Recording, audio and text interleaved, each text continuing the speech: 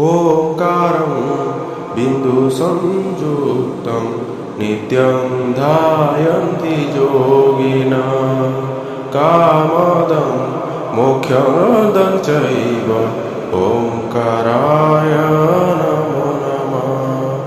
नमन्ति ऋषयो देवा नमन्त्यं परसाङ्गणाः नरा नमन्ति देवेशं नकाराय नमो नमः।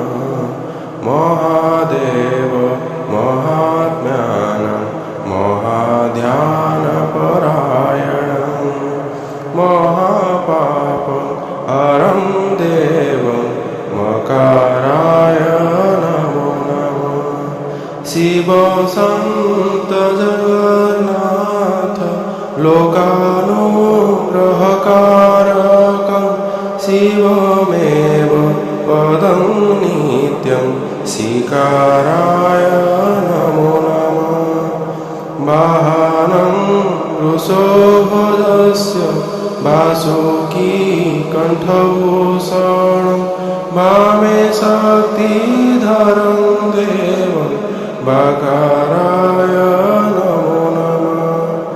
यत्र यत्र स्थितो देवो सर्वव्यापी महेश्वर जो गुरु सर्वदेवानां यकाराय नमो नमः।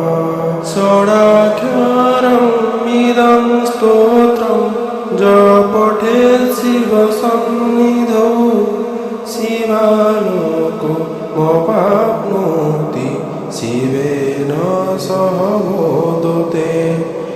इति श्रीमद्रुद्रजामले उमामहेश्वरसंवादे शिवषडाक्षरं स्तोत्रं सम्पूर्णम्।